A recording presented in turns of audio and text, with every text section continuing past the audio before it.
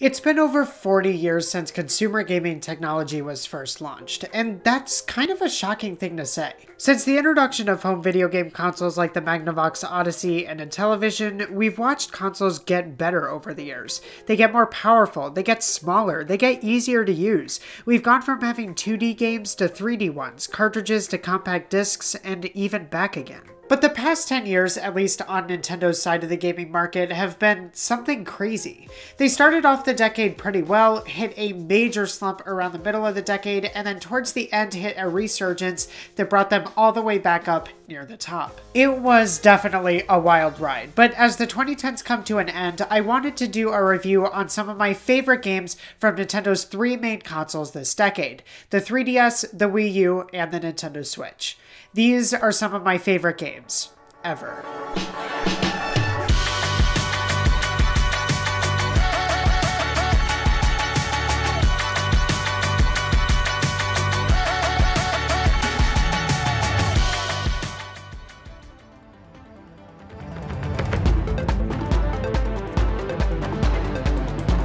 The 3DS is a console of many iterations. Since its launch, it's gone through several hardware upgrades, not even mentioning the myriad of custom designs available, and it's easily one of Nintendo's most collectible devices. I arrived on the 3DS scene a bit late, around 2015, and although I may have missed the console's heyday back in the early 2010s, I still had a really great time with it. I currently use a new Nintendo 3DS XL, after previously using the standard XL from earlier in the decade, and it's one of my favorite dedicated handheld consoles to play games on.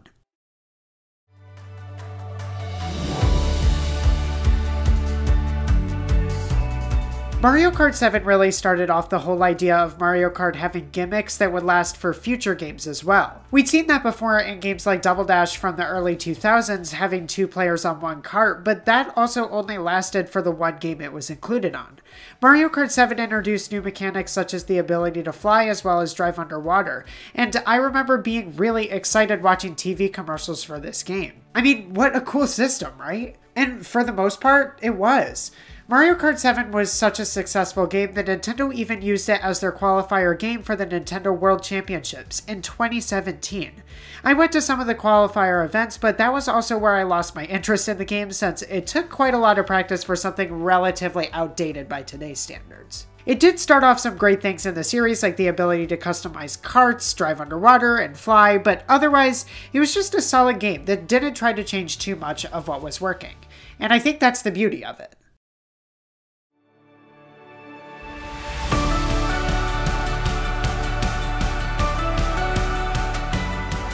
As with all Nintendo handheld consoles, Pokemon thrived on the 3DS. Beginning with the Kalos region games X and Y, footage of which I am sadly unable to get, they not only introduced a lot of great new characters, but a great storyline as well, and it was a major step up graphically from titles that had released earlier on the original DS. This was followed up with Omega Ruby and Alpha Sapphire, which transported players back into Pokemon's Hoenn region from the early 2000s, and all of the different game mechanics the title has to offer makes it one of my favorite Pokemon games to date.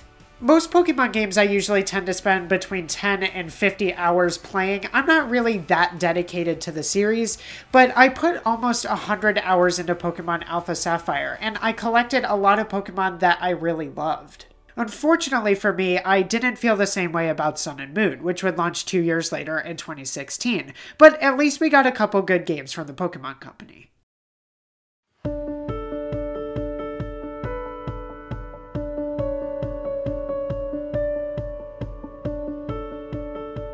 Animal Crossing has historically been one of my favorite games.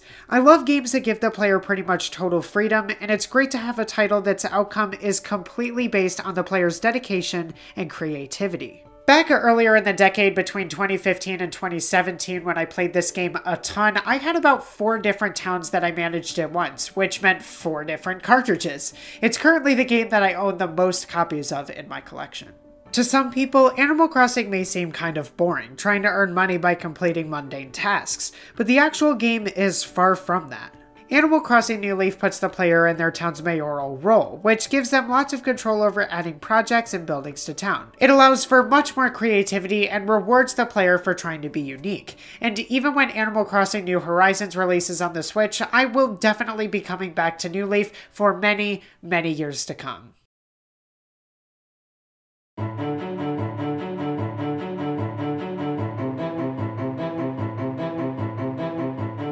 For the successor to the Wii U was a flop. The console, for me, was almost solely held up by great first-party titles from Nintendo, but not much else besides that. The original Wii was this console that was just littered with third-party games all over the place, but the Wii U can't really have the same thing said about it. With this weird design in terms of the controller that's technically portable but only up to a couple feet, the Wii U's design was unique and promising. However, in terms of the console itself, the execution really needed a bit more time to get done right. Nonetheless, I think that the Wii U received some of Nintendo's best and most revolutionary titles this decade, and it for sure holds a special place in my heart.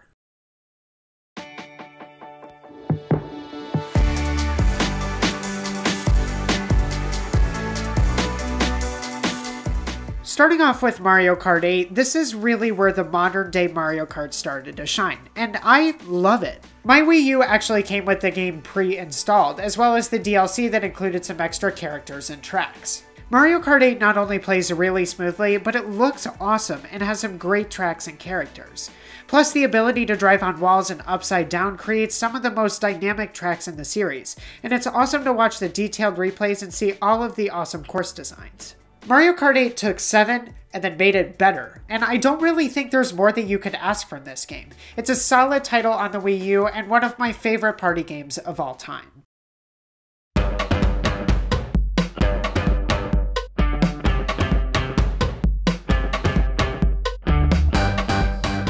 It's no doubt that Super Smash Bros. Has become an integral part of Nintendo's software lineup.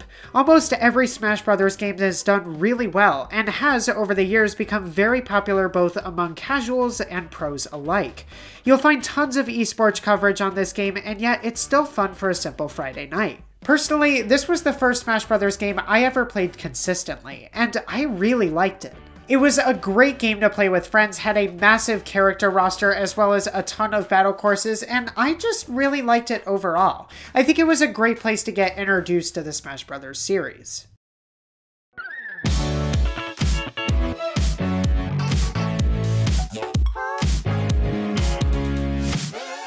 Of all of the games on Wii U, the one that has made the biggest impression on me is Splatoon. Released as one of Nintendo's newest IPs in 2015, Splatoon's weird style and interesting gameplay mechanics became popular among players the world over. Splatoon is both a video game and a form of art. Though its design seems based on the early 2000s skateboard aesthetic and has often contributed to things like Jet Set Radio, it's such a unique game and is one of the few shooters I actually enjoy playing. The community is a lot of fun to be around, and the game has become one of the Wii U's staples.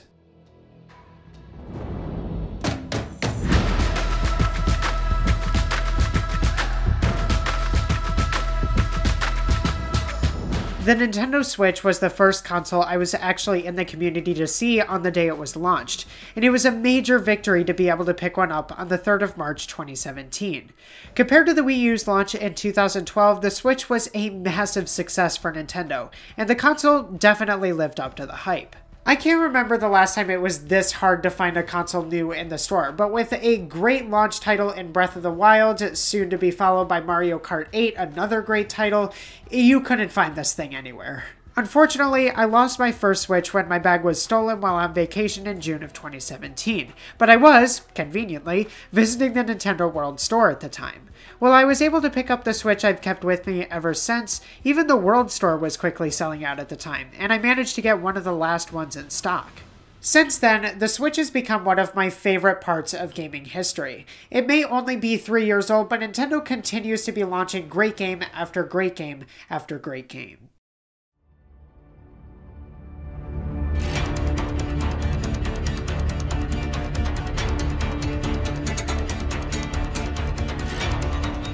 The Legend of Zelda Breath of the Wild was perhaps one of Nintendo's strongest launch games, ever.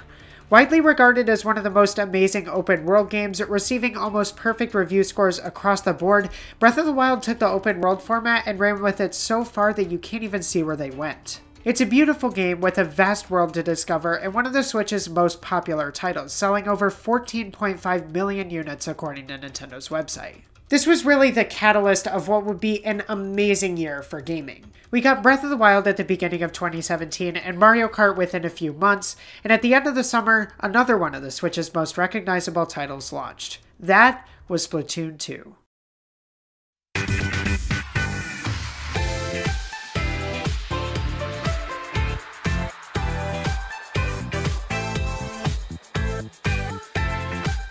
Splatoon 2 spiced up the player experience compared to the original, but in a good way. It not only expanded the world of Inkopolis with a cool new plaza, shops, and battle arenas, but it also improved the gameplay experience in general. It looks great to play and gives players a huge reason to check in frequently. Splatoon 2 was also where I got to know a lot of the awesome people I know today. With a popular presence both as a casual game and an esport on websites like Twitch, Splatoon 2's community is not only very wide, but it's also very close. While the title might seem intimidating for beginners, it's a strong game that took all of the things people love from Splatoon 1 and made it even better. I love this game, and even though I might not play it as much as I used to, it will always hold a special place in my heart. Support for new content ended earlier this year in mid-2019, but the game still stands strong today in terms of its online presence. And who knows, maybe another is on the horizon.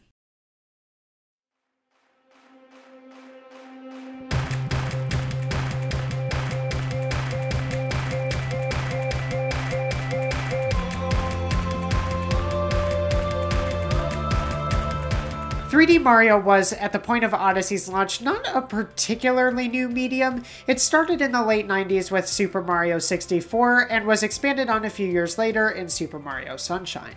After going through a few more linear transitions in the form of 3D Land on the 3DS and 3D World on the Wii U, Nintendo followed up on their massive success in Breath of the Wild with a game that was one of the most genius in world design I've ever seen. Mario Odyssey is a love letter to all of the people at Nintendo who enjoy being creative. All of the people who focus on the details so minute that every step, every jump is the best that it can possibly be. For people who have been around since the beginning, it's a throwback to the arcade games they played as kids. For newer players, it's an adventure that lets you traverse worlds and not only further the story, but discover everything this game has to offer.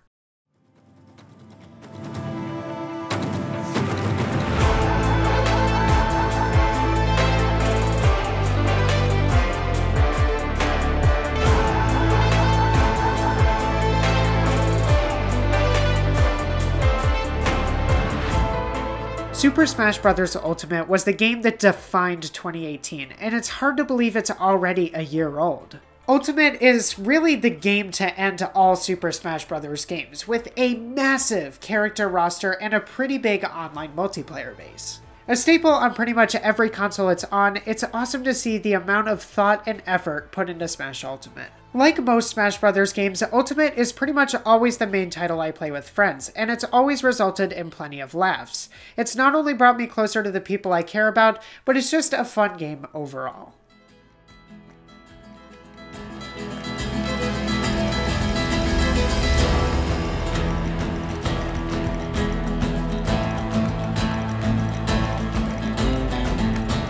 Ending the decade, we have Pokemon Sword and Pokemon Shield, two amazing games that, although I haven't gotten a chance to finish them, have been absolutely wonderful so far.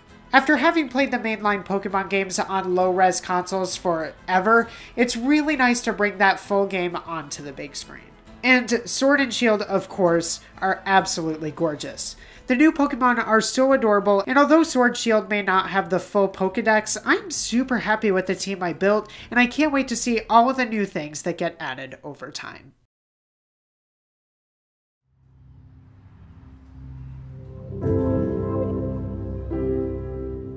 Nintendo has gone through a lot in the past 10 years. With the massive success of the Wii in the early 2000s, the company did a great job building upon it and always improving, no matter what the sales numbers say. Watching the Switch grow and grow over the past 3 years has been an absolutely amazing experience to watch. I love this console. It's one of my favorite things that I own, and I've made so many great memories with it. But that's not to overshadow all of the other amazing things the company has launched in the past decade. The 3DS took everything great from the DS and made it even better, giving players a bunch of great titles even many years after its decline.